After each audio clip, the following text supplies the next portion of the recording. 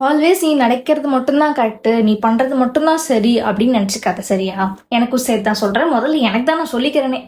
So உங்க எல்லாருக்கும் இது ஏன் தெரிவிக்கிறேன்னா, எனக்கு இதே காஸ்டியூம் இதே போனியில் தான் நான் ஆஃபீஸ் போயிருந்தேன். மேக்ஸிமம் போனியை நான் போடவே மாட்டேன். கேசட் கிளிப்ஸ் போட்டுருவேன், விரிச்சு கூட விட்டுருவேன், இல்லை கொண்டை கூட போட்டுருவேன். போனி மட்டும் நெவர் எவர் அப்படின்ற மாதிரி என் மூச்சுக்கு செட் ஆகாதுப்பா. இந்த ரவுண்ட் ஃபேஸ்க்கு போனி போட்டால் அது மாதிரி முடியே இல்லாத மாதிரி தெரியும், பையன் மாதிரி ஃபீல் ஆவேன். இந்த முடியெல்லாம் இப்படி இழுத்து பிடிச்ச மாதிரி இருக்கும்ன்ற மாதிரி எனக்கு ஒரு தாட். அதனால நான் மேக்ஸிமம் யூஸ் பண்ண மாட்டேன்னு வச்சுக்கலாமே. ஆனால் இன்னைக்கு போனப்போ எனக்கு அது ஒரு ஹை ரெஸ்பான்சஸ் இருந்துச்சு.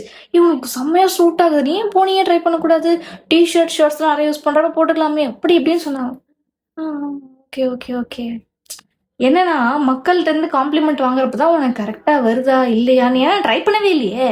ட்ரை பண்ணாமல் எனக்கு செட் ஆகாது, இப்படி இருக்கும் அப்படி இருக்கும்னு எல்லாத்தையும் நானே அன்றே கணித்தார் போல் தர்ம ரேஞ்சுக்கு சொல்லிட்டேன், நினச்சிட்டேன். அதே மாதிரி தான் சொல்கிறேன் உனக்கு. எந்த விஷயம் இந்த போனின்றதுக்காக நான் சொல்ல, இதே மாதிரி நிறைய விஷயம் இது எனக்கு வராது, இது எனக்கு செட் ஆகாது, ஐயோ இதெல்லாம் சூட்டே ஆகாது, என்னோட கிரைட்டீரியாக்குள்ள இதெல்லாம் வராது, நிறுத்திக்கலாம். பெட்டர் பண்மையில் சொல்கிறேன், நிறுத்திக்கலாம்.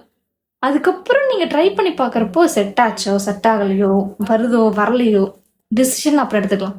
செட் ஆகலாம், அதை கொஞ்சம் பட்டிட்டிங்க பார்த்து வேற மாதிரி பண்ணிக்கலாம், அவ்வளோதான். ஓகே, ட்ரை பண்ணி பார்க்கலாம் இனிமேல். நல்லாயிருக்கும்.